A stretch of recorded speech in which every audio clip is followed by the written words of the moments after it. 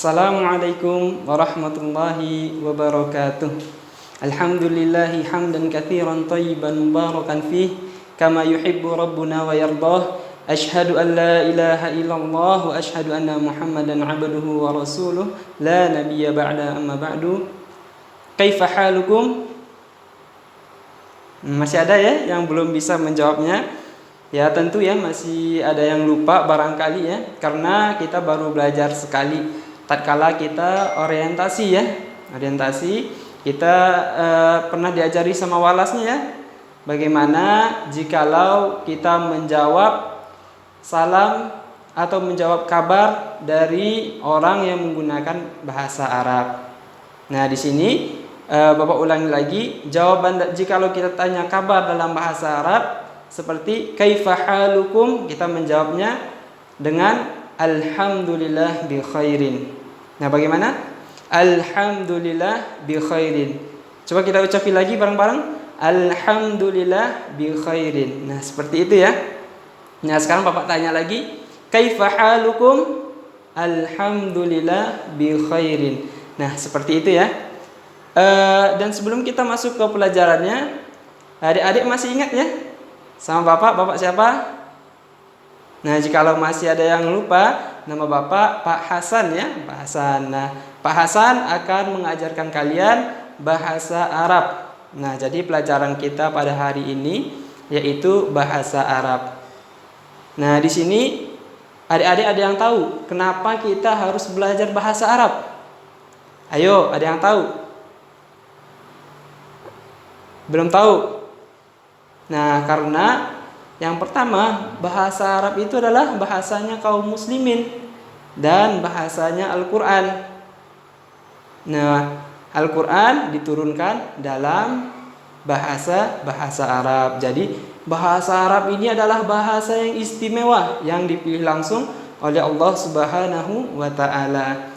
Dan saking istimewanya bahasa Arab ini sering disebut di dalam Al-Quran. Salah satunya di surat Az-Zumar. Nah, adik-adik di sini ada yang sudah hafal surat Az-Zumar?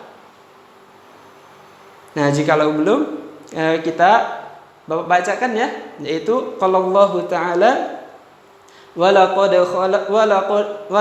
darabna lin-nasi fi hadzal Qur'an min kulli mathalin la'allahum yatadhakkarun.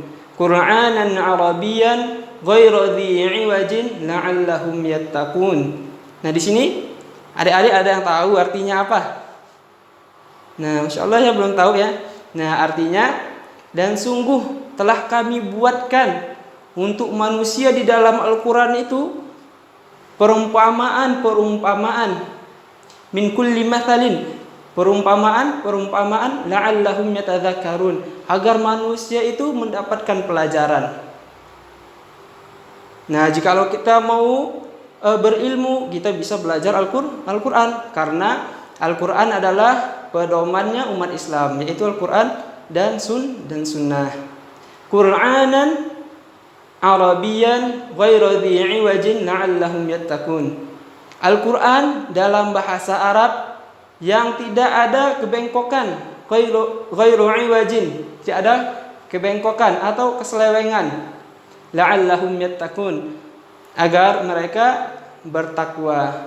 Nah, di sini telah Allah ingatkan kepada kita bahwasanya dalam bahasa Arab itu tidak ada kebengkokan atau keselewengan. Nah, jikalau kita mau mendapatkan ilmu, kita bisa membaca Al-Quran, bisa membaca hadis. Tetapi bagaimana caranya? Yaitu kita juga harus paham apa yang terkandung di dalam ayat yang kita baca tersebut, apa yang terkandung di dalam Al-Quran itu sendiri. Nah, makanya dari situ kita harus belajar bahasa Arab. Nah, di sini adik-adik semua suka pada sholat ya? Suka sholat semua ya? Pas kemarin ditanyain di kelas, suka sholat atau tidak? Pada nunjuk tangan semua ya, suka. Nah, alhamdulillah ya, pada suka sholat semua. Nah, di sini Bapak tanya, tatkala kita sholat, kita pakai bahasa apa? Bahasa Indonesia kah? Bahasa Sunda kah? Atau bahasa Jawa? Bahasa Arab ya, Masya Allah. Kita tatkala sholat, Dimulai dari takbir sampai salam itu kita menggunakan bahasa Arab. Masya Allah ya. Nah itu salah satu kenapa kita harus belajar bahasa Arab. Dan di pertemuan kali ini kita terlebih dahulu belajar tentang huruf-huruf hijaiyah. Nah di sini adik-adik semua sudah hafal ya huruf-huruf hijaiyah. Ada berapa? Ayo huruf-huruf hijaiyah. Siapa yang tahu? Ya, huruf-huruf hijaiyah itu huruf aslinya ada 28 ya. Ada 28 ya. Nah, asli huruf hijaiyah itu ada 28. Nah, ada juga yang mengatakan 30. Nah, itu salah apa tidak? Itu benar ya. Nah, kenapa dia 30? Karena ditambah dengan lam alif dan hamzah.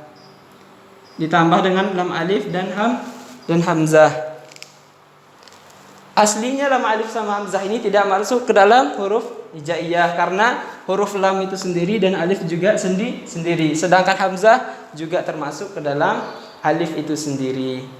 Nah, tapi di buku ditulis ya 30 semuanya. Nah, di sini kita akan pelajari bagaimana sih cara kita menulis huruf-huruf hijaiyah.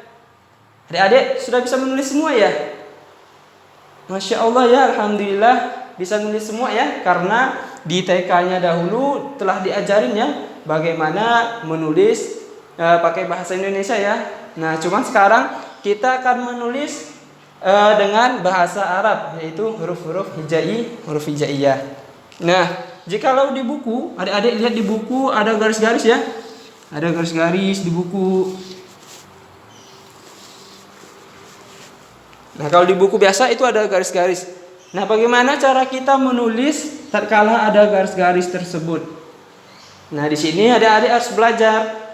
Nah, yang pertama, sebelum kita menulis, Bapak mau dengar nih.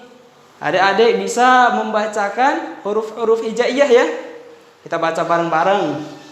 Alif, ba, ta, jim, ha, kha, dal, zal, ra, zai, sin, shin, sad, dad, ta, za, ain, ghain, fa, qaf, kaf, lam, mim, nun, waw, ha, ya, lam alif sama hamzah ya.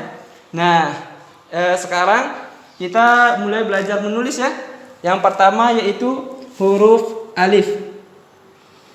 Nah, huruf alif ini adik-adik, huruf alif ini lurus ya. Nah, lurus dan berada di atas garis. Nah, coba di sini adik-adik ambil buku tulisnya. Diambil buku tulisnya. Sekarang kita belajar ya menulis huruf-huruf hijaiyah. Nah, sekarang alif.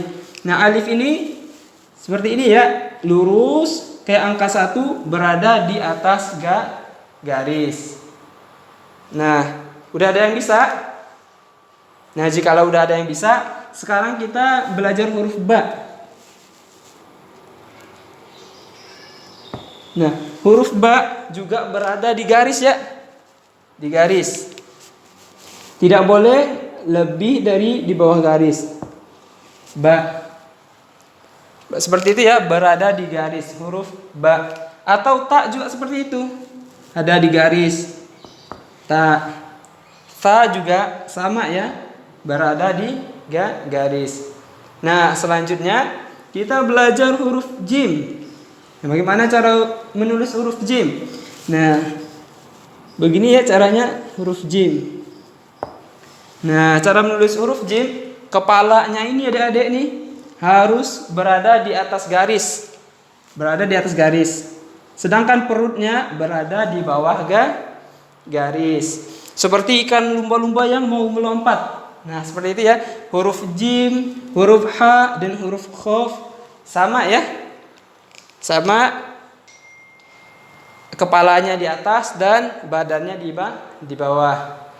Nah, selanjutnya kita pindah kepada huruf berikutnya, yaitu huruf dal. Nah, huruf dal ya. Huruf dal di mana letaknya? Di atas garis. Nah, huruf zal juga sama ya. Nah, zal juga di atas garis. Nah, selanjutnya huruf ro gimana? Huruf ro sedikit berada di atas kepalanya langsung ke bawah ya. Nah, huruf ro. Nah, huruf ro ada kepalanya menjulur sedikit di atas garis. Begitu juga dengan huruf zal.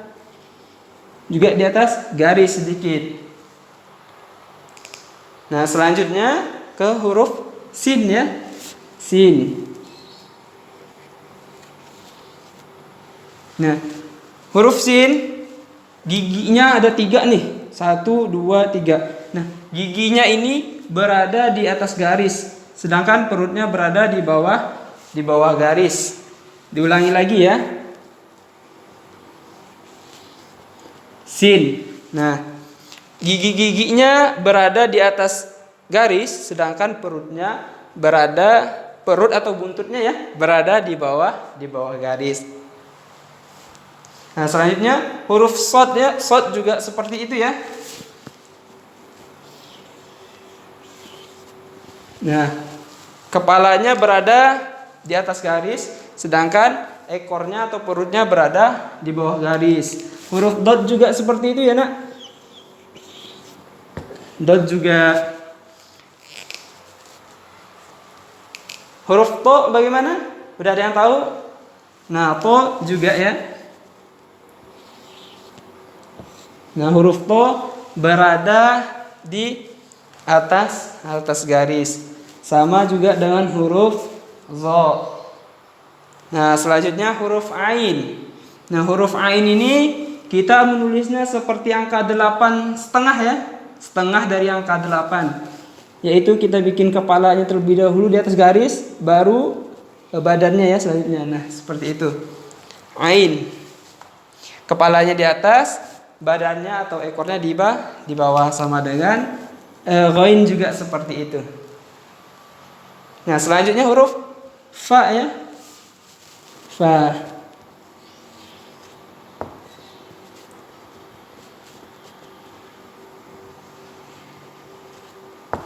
Huruf fa ya. Fa berada di atas garis. Nah, bedanya huruf fa dengan huruf qaf. Kalau huruf qaf dia lebih masuk ke bawah garis. Nah, huruf qaf ya seperti ini. Badannya agak berada di bawah garis badannya atau buntutnya. Nah, selanjutnya huruf kaf. Kaf berada di atas garis. Sama dengan huruf lam juga. Lam.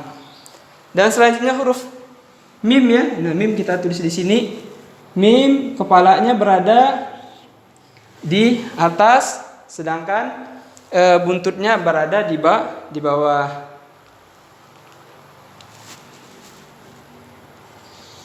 Lalu huruf nun. Nah, nun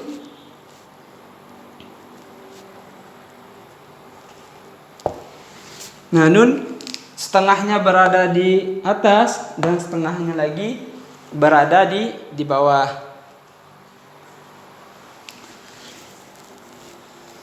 Lalu huruf waw ya.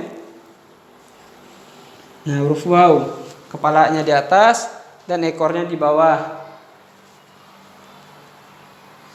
Selanjutnya huruf ha ya, ha. Ha di atas semua. Ha. Dan terakhir sebelum terakhir ya, huruf hamzah. Nah, hamzah juga di atas. Bisa dia di atas, bisa dia di bawah. Tergantung dia nanti ada alifnya. Dia bisa di atas alif juga, bisa di bawah alif juga. Tapi letaknya dia di atas ya, di atas garis. Dan terakhir ya, huruf ya. Nah, huruf ya ini seperti ini. Seperti kita bikin angka 2 ya. Angka 2 tapi kebalik. Nah, kepalanya di atas dan buntut atau perutnya di bawah.